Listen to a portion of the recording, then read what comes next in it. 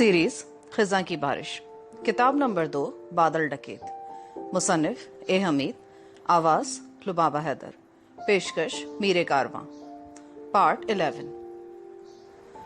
Nadeem seat में जरा नीचे होकर बैठा था। सामने से एक ट्रक आ रहा था। उस ट्रक ने बत्तियां 3 बार जलाकर बुझा दी थी। इस सिग्नल को देखते ही चांद खान ने ब्रेक लगानी शुरू कर दी। ट्रक की रफ्तार धीमी होने लगी। नदीम कुछ परेशान सा हो गया। चांद खान ने ट्रक को किनारे पर कच्चे में उतार दिया और एक जानिब दरख्तों को नीचे ले जाकर रोक के ब्रेक लगा दी और बोला, आगे पुलिस है। जो ट्रक हमारे करीब से गुजरा था उसने खतरे का सिग्नल दिया है। पुलिस का सुनकर नदीम का हलक खुश्क हो गया। वो कुछ कहने ही वाला था कि चांद खान नीचे उतरकर क्लीनर से बोला, बोनट उठाकर पानी डालो रेडिएटर में। वो नदीम को ट्रक के अकब में दरख्त के पीछे ले आया और बोला, पुलिस यूं ही यहाँ चेकिंग नहीं कर रही। मुझे ऐसा लगता है कि वो तुम्हारी तलाश में है, लेकिन ये मेरा वहम भी हो सकता है। मुझे उसकी पूरी खबर मंगवानी होगी। तुम ट्रक के पीछे क्लीनर वाली जगह में जाकर छुप जाओ। मैं क्लीनर को आगे भेजकर पता करवाता हूँ। नदीम उस वक्त दरख्त के पीछे से निकलकर ट्रक के अकब में उछलकर पिछली सीट में घुस गया। ये सीट ऐसी थी कि सामान के दरमियान में बनाई गई थी और वहां अगर आदमी बैठ जाए तो बाहर से नजर नहीं आता था। इतनी देर में चांद खान ने क्लीनर को एक ट्रक में सवार करवा के आगे रवाना कर दिया। वो खुद बोनट पर झुका, यूं ही इंजन में इधर उधर हाथ चलाने लगा जैसे ट्रक खराब हो गया हो और वो उसकी मरम्मत कर रहा हो। इस दौरान वो नदीम के पास एक लम्हे के लिए भी नहीं गया। नदीम माल से भरे हुए खोकों और बड़े बड़े गठरों के दरमियान सिमट कर बैठा था। उसकी छठी हिस्स कह रही थी कि बंगाल में उसके लिए खैरियत नहीं है, क्योंकि पुलिस को मालूम था कि नदीम दिल्ली की जेल से भागकर या तो बॉर्डर क्रॉस करके पाकिस्तान जाने की कोशिश करेगा या फिर अपनी महबूबा से मिलने के लिए कलकत्ते का रुख करेगा। उन्होंने बॉर्डर पर भी सिक्योरिटी को खबरदार कर दिया होगा और यहाँ भी दिल्ली से आने वाली गाड़ियों की चेकिंग शुरू कर दी गई थी। वक्त रुक रुक कर गुजर रहा था। सूरज मगरिब की तरफ गुरूब हो रहा था। दिन की रोशनी मांद पड़ती जा रही थी। नदीम को सड़क पर से गाड़ियों के गुजरने की आवाजें सुनाई दे रही थी। उसे ये धड़का भी लगा था कि कहीं पुलिस यहाँ तक ना पहुंच जाए। फिर वो क्या करेगा? वो यहाँ से भागकर किधर जाएगा? पुलिस उसे पकड़ लेगी, पीछे से उस पर गोलियां बरसाना शुरू हो जाएंगी। वो गैर मुल्की जासूस था।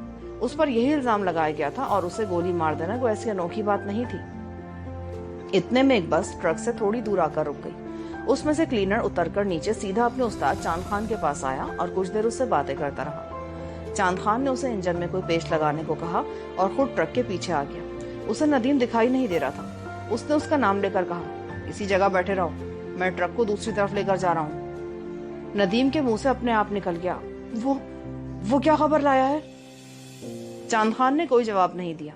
थोड़ी देर के बाद ट्रक का इंजन स्टार्ट हुआ और वो दरख्तों में से बैक होकर एक तरफ को घूम के सड़क पर आ गया। दूसरी तरफ उतरकर दरख्तों के दरमियान एक वीरान रास्ते पर चलने लगा। चांद खान को उन सारे रास्तों का इल्म था। वो ट्रक को आहिस्ता आहिस्ता गैर हमवार रास्तों से निकालता हुआ एक पुराने से मकान की दीवार के करीब ले आया।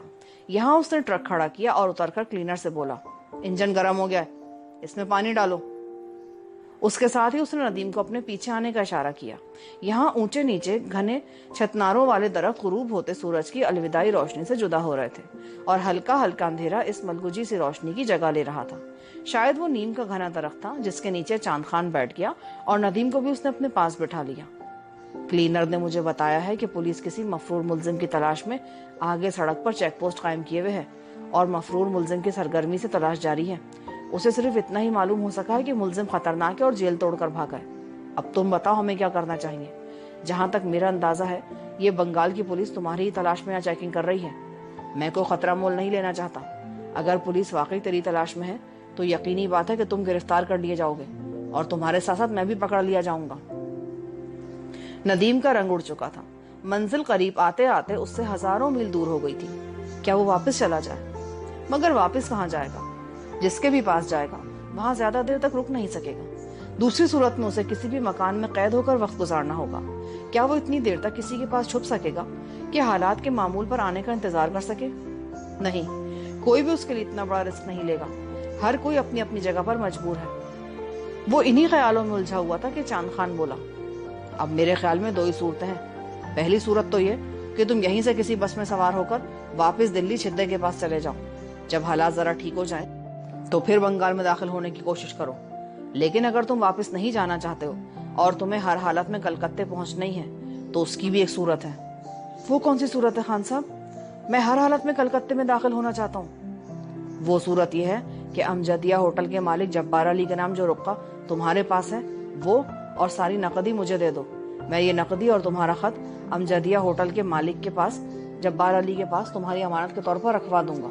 خط پڑھ کر جبار بھائی سب سمجھ جائیں گے. اور میں کلکتے کیسے پہنچوں گا؟ اس کے لیے تمہیں خاص راستے سے کچھ پیدل سفر اور کچھ چھوٹی ٹرین پر سفر اکیلے کر کے کلکتے پہنچنا ہوگا. راستہ میں تمہیں بتا دیتا ہوں. ادھر پولیس کا بھی زیادہ خطرہ نہیں ہوگا کیونکہ تم زیادہ تر بنگال کے دیہات میں سفر کرو گے. اگر تم اس تجویز پر عمل کرنے کے لیے تیار ہو تو میں تمہیں سارا راستہ اور روٹ سمجھا دیتا ہوں. ندیم نے جھٹ حامی بھر لی. بہرحال کلکتے پہنچنا ہی اس کے لیے مناسب تھا. خطرہ تو واپس جانے میں بھی تھا. وہ کہیں بھی پکڑا جا سکتا تھا. چنانچہ وہ دیہاتی راستے سے کلکتہ جانے کے لیے تیار ہو گیا. اب چاند خان نے اسے روٹ سمجھانا شروع کر دیا. میں یہ ٹرک اسی لیے اس آبادی کے پاس لایا ہوں. یہ جو پگڈنڈی درختوں میں سے گزر کر مشرق کی طرف جا رہی ہے نا, یہ یہاں سے 2-2.5 کوس تک ایسے ہی درختوں سے بھرے ہوئے غیر ہموار میدان میں سے گزرتی ہے. آگے ایک ندی آئے گی. اس ندی کی دوسری جانب ایک گاؤں ملے گا. وہاں سے کچا راستہ پھر مشرق کی طرف جاتا ہے. اسی راستے پر 1 گھنٹہ پیدل چلنے کے بعد ایک بڑا قصبہ آ جاتا ہے. سندراوتی نام ہے اس قصبے کا. یہ سارا علاقہ میرا دیکھا بھالا ہے. چھوٹی ریلوے لائن والی ٹرین چلتی ہے وہاں.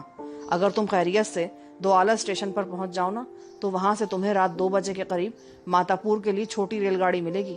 تم اس گاڑی میں سوار ہو جانا.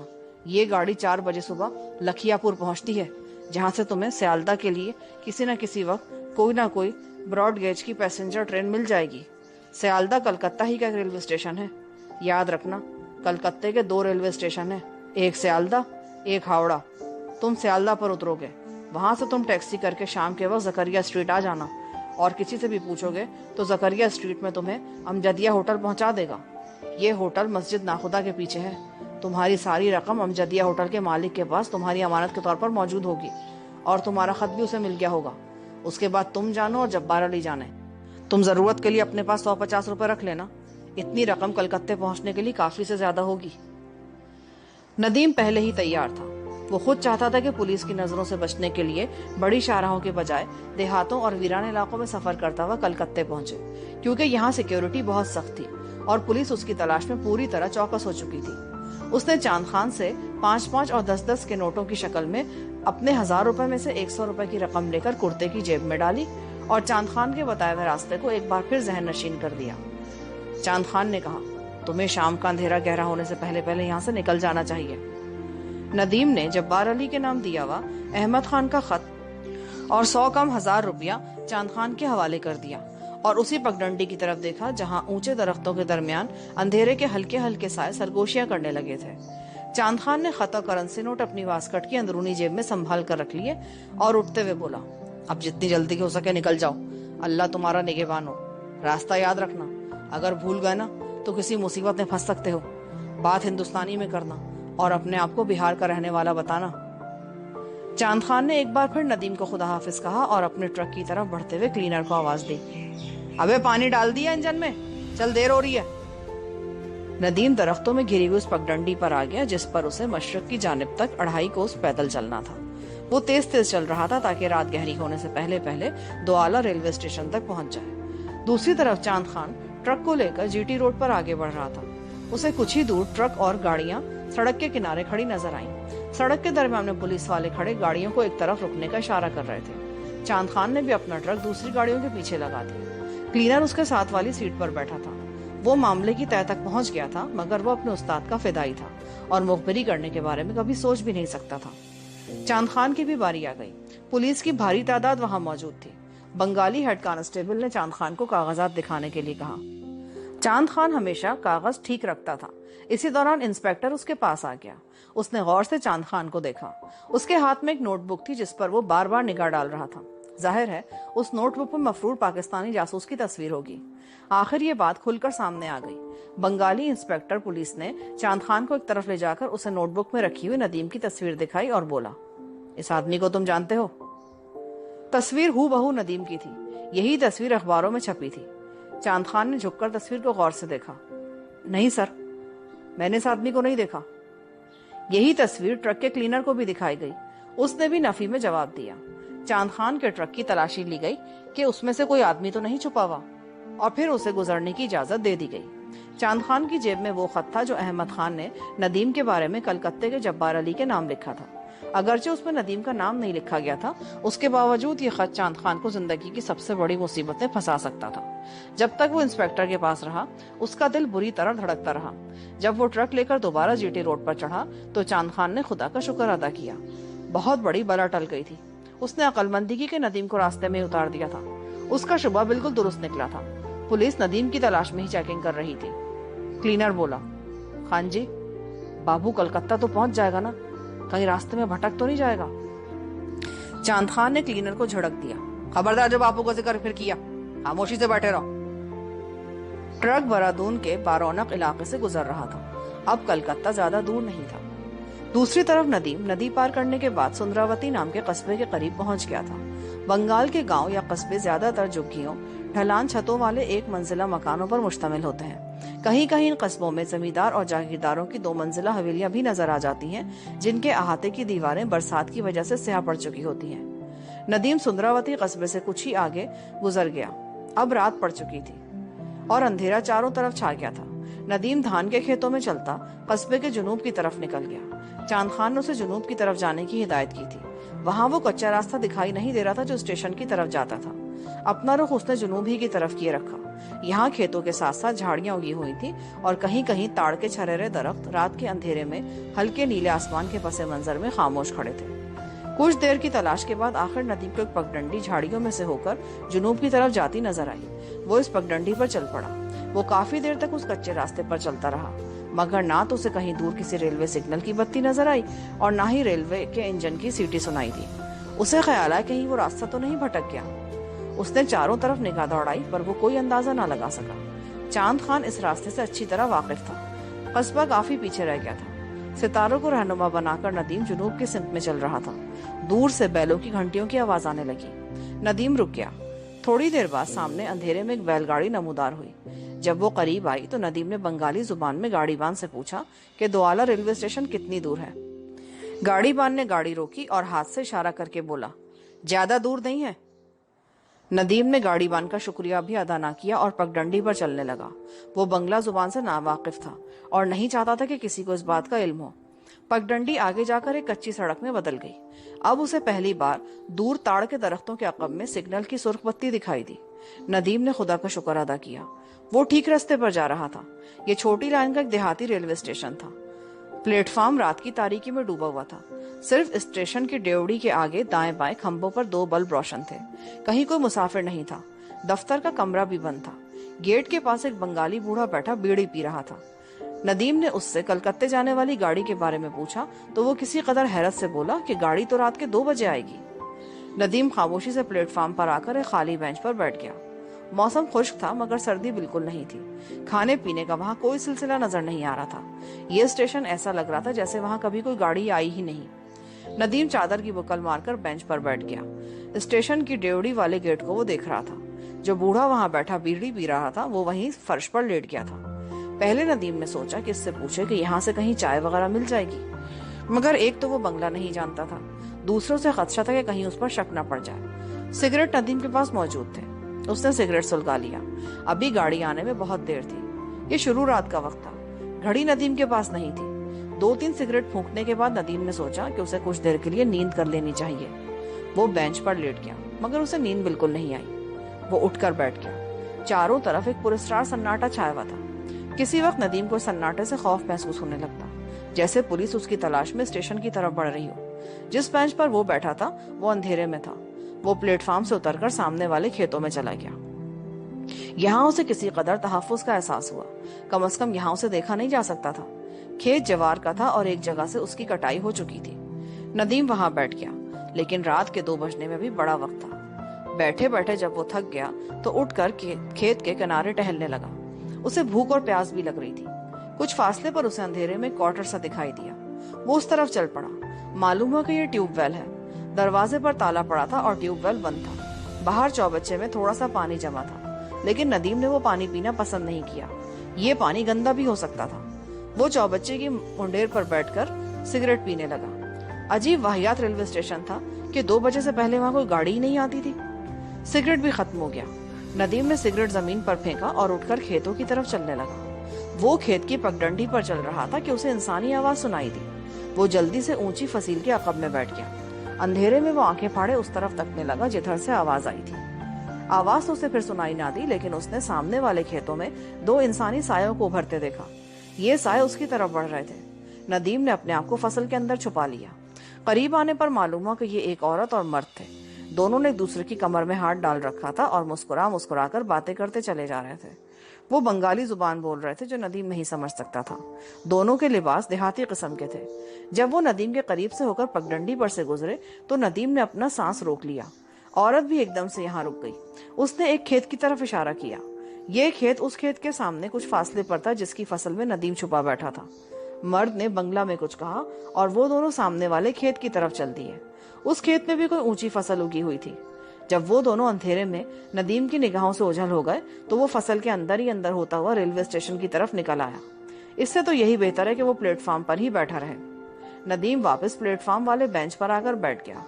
اب رات کچھ زیادہ خنک ہو گئی تھی۔ ندیم نے چادر کو جسم کے گرد اچھی طرح لپیٹا اور بینچ پہ نیند دراز ہو گیا۔ بھوک کی وجہ سے اسے نیند بھی نہیں آ رہی تھی۔ ویسے بھی وہ سونا نہیں چاہتا تھا۔ وہ ایک ایسے علاقے میں داخل ہو چکا تھا جہاں پولیس اس کی تلاش میں تھی۔ اس حقیقت سے چشم پوشی اس کے گلے میں پھانسی کا پھندا ڈال سکتی تھی۔ بیٹھے بیٹھے تھک جاتا تو اٹھ کر بینچ کے پیچھے پلیٹ فارم کے اندھیرے میں ٹہلنا شروع کر دیتا۔ وقت جیسے ایک جگہ رک سا گیا تھا۔ معلوم نہیں تھا کتنی رات گزر گئی ہے۔ آخر وہ لمحہ بھی آ گیا جب ڈیوڑی کے اندر کی بتی روشن ہو گئی۔ ندیم نے دیکھا دبلا پتلا دھوتی پوش بنگالی جمائیاں لیتا ہوا اسٹیشن کے دفتر کی طرف بڑھ رہا تھا۔ پھر اس نے تالا کھولا اور اندر چلا گیا۔ دفتر کی بتی بھی جل اٹھی۔ یہ دفتر بھی تھا اور ٹکٹ والی کھڑکی بھی اس جگہ تھی۔ اب اکا دکا مسافر بھی پلیٹ فارم پر آ کر بیٹھ گئے۔ ندیم نے جیب سے 10 روپے کے 5 نوٹ نکال کر اپنے ہاتھ میں لیے اور ٹکٹ لینے ڈیوڑی میں آ گیا۔ اس نے ہندوستانی میں پوچھا کہ کلکتے کا کرایہ کتنا ہے۔ ٹکٹ بابو نے اس کی طرف کوئی دھیان نہیں دیا اور میز پر رکھی ہوئی چیزیں اٹھا کر دوسری طرف رکھتا رہا۔ اس کی آنکھوں میں نیند بھری ہوئی تھی اور وہ جیسے خواب میں چل رہا تھا۔ اپنے آپ ہی وہ ٹکٹ والی کھڑکی کے پاس آ گیا اور ندیم کی طرف دیکھے بغیر بولا، 17 روپے نکالو۔ ندیم نے جلدی جلدی سے 10-10 کے 2 نوٹ کھڑکی میں آگے بڑھا دیے۔ ٹکٹ لیتے وقت ندیم نے سامنے دیوار پہ لگی گھڑی کو دیکھا۔ رات کا 1:15 بج چکا تھا۔ وہ پلیٹ فارم پر آ کر بیٹھ گیا۔ ٹرین کے آنے میں بھی 1.25 گھنٹہ باقی تھا، پر ندیم کو ایسا محسوس ہو رہا تھا جیسے یہ 1.25 گھنٹہ 5 منٹ میں گزر جائے گا۔ وہ سگریٹ پینے لگا۔ خالی پیٹ تمباکو سے زیادہ تلخ لگ رہا تھا۔ جس طرف سے گاڑی آنے والی تھی ادھر کچھ فاصلے پر سگنل کا کھمبا لگا تھا جس پر زرد روشنی ہو رہی تھی۔ اگر اسی سگنل کو سامنے کے رخ سے دیکھا جاتا تو بتی سرخ ہوتی۔ سگنل ابھی گرا ہوا نہیں تھا۔ پلیٹ فارم پر کچھ اور مسافر آ گئے۔ شاید یہ قریبی قصبے اور دیہات سے آئے تھے۔ ندیم چوکس ہو کر بیٹھ گیا۔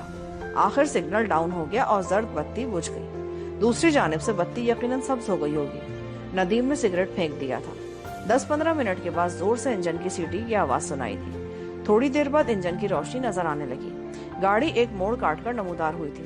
انجن کی روشنی کافی تیز تھی۔ ندیم اٹھا اور ڈیوڑی میں ایک طرف اوٹ میں ہو کر کھڑا ہو گیا۔ وہ روشنی کے سامنے نہیں آنا چاہتا تھا۔ انجن شور مچاتا پلیٹ فارم پر سے گزر گیا۔ ندیم نے دیکھا کہ ٹرین کے ڈبوں میں روشنی ہو رہی تھی۔ یہ ٹرین عام ٹرین سے قدرے چھوٹی تھی اور اس کے ڈبے کشادہ نہیں تھے۔ اکثر مسافر سو رہے تھے۔ ندیم بھی ایک 3rd کلاس کے ڈبے میں دوسرے مسافروں کے ساتھ گھس کر ایک کونے میں بیٹھ گیا۔ اس نے چادر اپنے سر پر کر لی اور سر یوں جھکا لیا جیسے سو رہا ہو، پر وہ پوری طرح چوکس تھا اور کنکھیوں سے ایک ایک مسافر کا اور پلیٹ فارم کا جائزہ لے رہا تھا۔ یہاں سے پولیس کا کوئی آدمی نظر نہیں آ رہا تھا، مگر آگے پولیس کا خطرہ تھا کیونکہ آگے کلکتہ تھا۔ یہ ٹرین لکھیا پور سے ہوتی ہوئی ماتا پور کی طرف نکل جاتی تھی۔ لکھیا پور ٹرین کو 2 گھنٹے بعد پہنچنا تھا، جہاں سے ندیم نے کلکتے کے لیے براڈ گیج ٹرین پکڑنی تھی۔ انجن نے سیٹی دی اور ٹرین پلیٹ فارم سے کھسکنے لگی۔ کچھ دور جا کر ٹرین نے سپیڈ پکڑ لی۔ جو ٹرین لکھیا پور کے قریب پہنچ رہی تھی، ندیم کے دل میں طرح طرح کے وسوسے اور اندیشے سر اٹھا رہے تھے۔ لکھیا پور جنکشن تھا اور کلکتہ وہاں سے زیادہ دور بھی نہیں تھا۔ اس وقت صبح ہو رہی ہوگی۔ اسٹیشن پر پولیس ضرور موجود ہوگی۔ اخبار میں چھپی ہوئی تصویر اور انعام کی بھاری رقم کی وجہ سے ندیم کو بے حد تشویش تھی۔ اگرچہ اس نے اپنا حلیہ کافی بدل لیا تھا، مگر پھر بھی وہ پہچانا جا سکتا تھا۔ میٹر گیج ٹرین رات کے اندھیرے میں ویران چھوٹے اسٹیشن چھوڑے جا رہی تھی۔ صرف ایک اسٹیشن پر رکی۔ اس کے بعد جب پو پھٹنے لگی تو دور لکھیا پور جنکشن کے سگنل کی سرخ سبز روشنیاں دکھائی دینے لگی۔ یہ اس نے اچھا کیا تھا کہ دوالا اسٹیشن سے ہی کلکتے تک کا ٹکٹ لے لیا تھا۔ ٹرین لکھیا پور اسٹیشن کے بڑے پلیٹ فارم پر آ کر رک گئی۔ ندیم اپنی نشست پر ہی دبکا بیٹھا رہا کیونکہ کچھ مسافر ڈبے میں سوار ہو رہے تھے۔ ندیم نے بیٹھے بیٹھے باہر پلیٹ فارم کا جائزہ لے لیا تھا۔ ابھی تک اسے کوئی پولیس والا دکھائی نہیں دیا تھا۔ پلیٹ فارم دوسری طرف تھا۔ اسے سامنے والے پلیٹ فارم پر ایک گاڑی کھڑی نظر آ رہی تھی۔ اس میں مسافر بھی سوار تھے اور پلیٹ فارم پر لوگ چل پھر رہے تھے۔ یقیناً یہی گاڑی کلکتے جا رہی تھی۔ ندیم ٹرین کی دوسری جانب ریلوے لائن میں اترا اور سامنے والے پلیٹ فارم پر چڑھ گیا۔ بینچ پر بیٹھے ایک آدمی سے پوچھا کہ سیالدہ یہی گاڑی جائے گی؟ اس آدمی نے بتایا گاڑی تو یہی ہے مگر اس کے انجن میں کچھ خرابی پیدا ہو گئی ہے، 2 گھنٹے لیٹ چلے گی۔ اس دوران ندیم پلیٹ فارم کا جائزہ لے چکا تھا۔ ریلوے اسٹیشن کے 2 سپاہی پلیٹ فارم نمبر 1 کے گیٹ کے پاس کھڑے تھے۔ ادھر کوئی سپاہی نہیں تھا۔ CID والا بھی شاید وہاں کوئی نہیں تھا، ورنہ یہ لوگ اجنبی چہرے کی طرف ضرور گھور گھور کر دیکھتے ہیں۔ یہاں ایسی کوئی بات نہیں تھی۔ ندیم نے عافیت اسی میں سمجھی کہ بجائے پلیٹ فارم پر پھرنے کے ٹرین میں کسی جگہ جم کر بیٹھ جانا چاہیے۔ وہ 3rd کلاس کے ایسے ڈبے میں گھس گیا جس میں رش نسبتاً زیادہ تھا اور سامان بھی کافی بھرا ہوا تھا۔ وہ سامان کے پیچھے جا کر اس سمت میں بیٹھ گیا جدھر پلیٹ فارم نہیں تھا۔ عجیب اتفاق کی بات ہوئی کہ ابھی وہ بیٹھا ہی تھا کہ لائن کے پار سامنے والے پلیٹ فارم پر گہرے سانولے رنگ کے ایک دبلے پتلے کھدر پوش آدمی نے اسے گھورنا شروع کر دیا۔ ندیم نے توجہ دوسری طرف کر لی۔ تھوڑی دیر کے بعد اس نے دوبارہ آنکھیں اٹھا کر دیکھا۔ وہ کھدر پوش لوہے کے کھمبے کے ساتھ لگا بیڑی پیتے ہوئے برابر اسی کی طرف دیکھ رہا تھا۔ یہاں پر پارٹ 11 کا اختتام ہوتا ہے۔ آگے کہانی سننے کے لیے پارٹ 12 سماعت فرمائیں۔